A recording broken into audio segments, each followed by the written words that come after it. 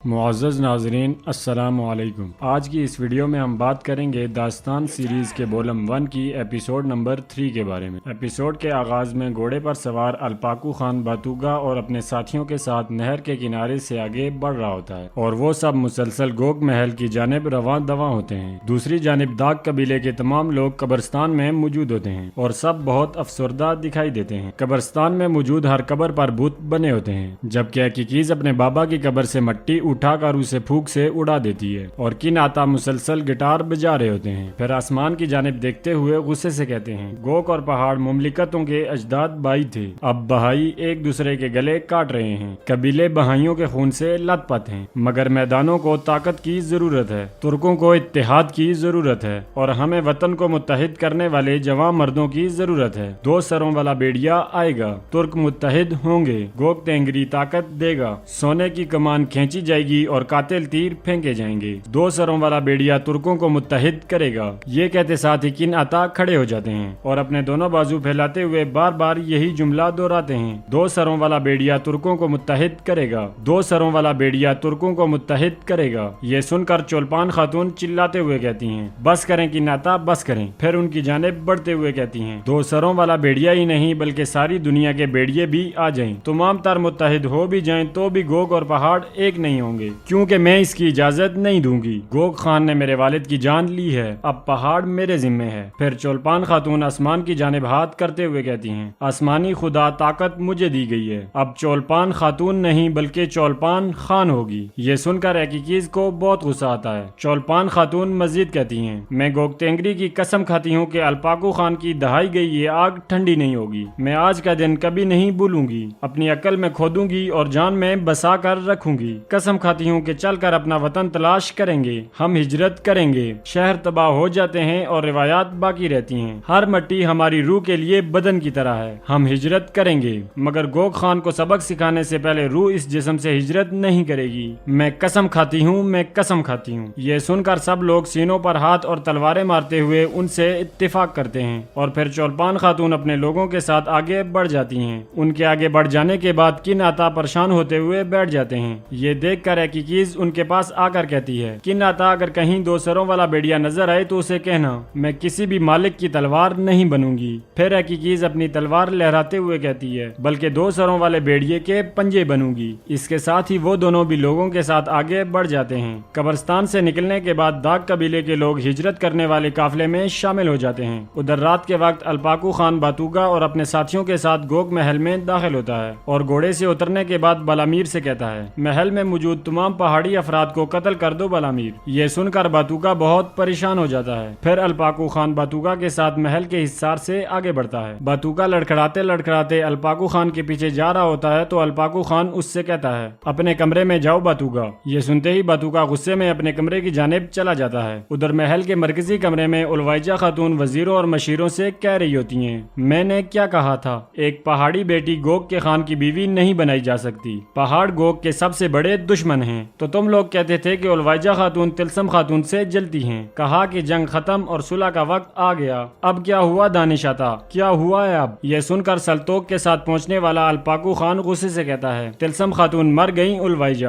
الپاکو خان کو دیکھتے ہی اس کے وزیر مشیر اس کے سامنے گھٹنوں کے بل بیٹھ جاتے ہیں اور الپاکو خان تیزی سے آگے بڑھ کر تخت پر بیٹھ جاتا ہے۔ الپاکو خان کا بیٹا تیمور تیکن الپاکو خان سے پوچھتا ہے، باتوگا کیسا ہے؟ جواباً الپاکو خان کہتا ہے، وہ مرنے تک مجھ سے بات نہیں کرے گا۔ اس پر تیمور تیکن کہتا ہے، اس کی ماں مری ہے، وہ دکھی ہے۔ تو ناظرین آپ کو بتاتے چلیں کہ الپاکو خان کے الوائجہ خاتون سے بھی 2 بیٹے ہوتے ہیں، ایک تیمور تیکن اور دوسرا کایا تیکن، جو اس کے دائیں بائیں کھڑے ہوتے ہیں۔ تیمور کی بات سن کر الپاکو خان تخت کے پیچھے نقشے کی جانب اشارہ کرتے ہوئے کہتا ہے، ہمارے 9ویں قانون کی 5ویں شک کیا کہتی ہے، قبیلے سے غداری کرنے والے کو مار ڈالا جائے گا، کیا روایات کے مطابق یہ شرم کی بات ہے بیٹے؟ یہ سن کر الوائجہ خاتون اپنے بیٹوں سے کہتی ہیں، ایک دن تم میں سے کوئی خان بنے گا، اس بات کو اچھی طرح سمجھ لو۔ پھر وہ دانش آتا سے پوچھتی ہیں، کیا ایسا ہی ہے نا دانش آتا؟ تو دانش آتا آگے بڑھتے ہوئے کہتے ہیں، الوائجہ درست کہہ رہی ہیں، گوگ خان روایات کو زندہ کرنے والوں کو زندہ اور روایات کو پامال کرنے والوں کو مار ڈالتا ہے۔ اسی لمحے بالامیر اور فارگی وہاں آتے ہیں، انہیں دیکھ کر الپاکو خان پوچھتا ہے، کیا احکامات پر عمل درآمد ہو گیا؟ جواباً بالامیر کہتا ہے، ہو گیا خان ہو گیا، محل میں موجود پہاڑ کے تمام افراد موت کے گھاٹ اتار دیے گئے۔ پھر فارگی کہتا ہے، ہے میں کسی موضوع پر بات کرنا چاہتا ہوں خان۔ جواباً الپاکو خان کہتا ہے تم جو چاہو بول سکتے ہو۔ تو فارگی کہتا ہے محل میں کسی پہاڑ کے باشندے کو زندہ نہیں چھوڑا گیا مگر صرف باتوگا باقی رہ گیا ہے، ہم حکم کے منتظر ہیں۔ یہ سن کر سلطوگ حیرانگی سے کہتا ہے باتوگا کو؟ باتوگا تیکن خان کا بیٹا ہے، حکم خان کا ہے، مگر باتوگا کی رگوں میں گوگ کا خون بھی موجود ہے۔ یہ سن کر الوائجہ خاتون غصے سے کہتی ہیں لیکن اسے پہاڑ کا دودھ پلایا گیا ہے۔ پھر دانش عطا کہتا ہے اگر گوگ کا خون کہہ کر دفاع کیا گیا تو پہاڑ کا دودھ پلایا گیا ہے سے جواب دیں گے۔ یہ سن کر سلطوگ کہتا ہے مت کریں دانش عطا مت کریں، الوائجہ بھی روس کی شہزادی ہیں، تیمور تیکن اور کایا تیکن نے بھی روسی ماں کا دودھ پیا ہے، اگر صورتحال ایسی ہے تو ہم باتوگا کو دودھ پینے کا الزام کیوں دیں؟ یہ سن کر الوائجہ خاتون غصے سے کہتی ہیں زبان سنبھال کر بات کرو سلطوگ، میرے بچوں نے غدار ماں کا دودھ نہیں پیا، میں گوگ خان کے لیے اپنی جان بھی قربان کر سکتی ہوں، میں تلسم خاتون کی طرح غداری نہیں کروں گی۔ تو سلطوگ کہتا ہے تلسم اور اس کا والد اپنی غداری کی قیمت چکا چکے ہیں، باتوگا تیکن اس عمر میں غداری نہیں کر سکتا۔ جواباً دانش عطا کہتا ہے باتوگا آج بچہ ہے مگر بڑا ہوگا سلطوگ بیگ۔ یہ سن کر فارگی دانش عطا کی بات کو آگے بڑھاتے ہوئے کہتا ہے اور پھر ہمارے پاس گوگ اور پہاڑ کا بچہ موجود ہوگا، وہ سلطنت کے تمام رازوں سے واقف ہوگا اور اپنی ماں کی طرح اس نے بھی ہمیں بیچ دیا تو الوائجہ خاتون کہتی ہیں ہم محل میں ایک بار اپنا دشمن پال چکے ہیں تو کیا اب دوسری مرتبہ پہاڑ زادی کے معذور بچے کو غداری کرنے کے لیے پالتے رہیں؟ یہ سن کر دانش عطا کہتا ہے الوائجہ درست کہہ رہی ہیں، باتوگا ہم سے اپنی والدہ کا انتقام لینا چاہے گا۔ اس پر تیمور تیکن کہتا ہے کیسے لے گا، ہاتھ پاؤں تو ہیں ہی نہیں۔ یہ سن کر بلامیر کہتا ہے انتقام حاصل کرنے کے لیے ہاتھ پاؤں کا ہونا ضروری نہیں، بس عقل ہونا کافی ہے۔ جواباً دانش عطا کہتا ہے اور وہ عقل گوگ خان کا خاتمہ ہو سکتی ہے، باتوگا تیکن زندہ رہتا ہے تو تخت نشین بھی ہو سکتا ہے۔ کافی دیر تک ان کی باتیں سننے کے بعد الپاکو خان غصے سے کہتا ہے بس بہت ہو گیا، باتوگا میرا بیٹا ہے۔ جواباً دانش عطا آگے بڑھتے ہوئے کہتا ہے وہ تمہارا بیٹا ہے مگر تم باپ نہیں ہو الپاکو، بلکہ تم خان ہو، یا تو تمہارا بیٹا زندہ رہے گا یا پھر تمہاری سلطنت۔ یہ سن کر الپاکو خان بہت پریشان ہو جاتا ہے اور پھر نم آنکھوں کے ساتھ کہتا ہے جلاد کو بلایا جائے۔ یہ سن کر تیمور تیکن اور سلطوگ بہت پریشان ہو جاتے ہیں جبکہ الوائجہ خاتون اور باقی اندر ہی اندر خوش ہو رہے ہوتے ہیں اور پھر دانش عطا کمرے سے نکل جاتا ہے۔ ادھر باتوگا اپنے کمرے میں بہت پریشان لیٹا ہوتا ہے، اسی لمحے کمرے کا دروازہ کھلتا ہے اور دانش عطا دو سپاہیوں کے ساتھ کمرے میں داخل ہوتا ہے۔ پھر ایک سپاہی باتوگا کو اٹھا کر زمین پر رکھتا ہے اور دانش عطا سپاہیوں کے ساتھ باتوگا کو لے کر کمرے سے نکل کر آگے بڑھتا ہے۔ آگے بڑھتے ہوئے باتوگا لکڑی کی تلوار کو مضبوطی سے تھام لیتا ہے۔ کافی دیر آگے بڑھنے کے بعد باتوگا محل کے مرکزی کمرے میں داخل ہوتا ہے اور آگے بڑھتے ہوئے سب کو دیکھنے لگ جاتا ہے۔ پھر جب باتوگا کی نظر جلاد اور الپاکو خان کے ہاتھ میں موجود کمان پر پڑتی ہے تو وہ بہت زیادہ خوفزدہ ہو جاتا ہے۔ الپاکو خان اٹھ کر باتوگا سے کہتا ہے محل میں پہاڑی عورت کا دودھ پینے والا ایک ہی شخص باقی ہے اور وہ تم ہو باتوگا۔ یہ کہتے ساتھ ہی الپاکو خان باتوگا کی جانب بڑھتا ہے تو باتوگا ڈرتے ہوئے 2 قدم پیچھے ہٹ جاتا ہے۔ پھر الپاکو خان کمان جلاد کو دیتا ہے تو جلاد باتوگا کی جانب بڑھتا ہے۔ یہ دیکھ کر تیمور تیکن کی آنکھیں کھلی کی کھلی رہ جاتی ہیں اور باتوگا نم آنکھوں کے ساتھ الپاکو خان سے کہتا ہے نہیں بابا نہیں، مگر ظالم الپاکو خان کے اشارے پر جلاد کمان کی تار باتوگا کے گلے میں ڈال دیتا ہے۔ یہ دیکھ کر تیمور تیکن آگے بڑھتے ہوئے باتوگا باتوگا پکارتا ہے مگر الوائجہ خاتون اسے پکڑ لیتی ہیں اور الپاکو خان بھی یہ نہ دیکھ پاتے ہوئے اپنی آنکھیں بند کر لیتا ہے۔ جلاد جیسے ہی کمان کی تار مروڑنے لگتا ہے تو باتوگا نڈال ہو کر زمین پر گر جاتا ہے۔ یہ دیکھ کر الپاکو خان اور تیمور تیکن بھاگتے ہوئے باتوگا کے پاس جاتے ہیں اور اس سے کہتے ہیں باتوگا باتوگا اپنی آنکھیں کھولو۔ تو ناظرین اس کے ساتھ ہی ہماری آج کی ایپیسوڈ کا اختتام ہوتا ہے۔ اگر آپ کو ویڈیو اچھی لگے تو ویڈیو کو لائک کریں اور مزید ایپیسوڈز کے لیے ہمارے چینل کو سبسکرائب کریں۔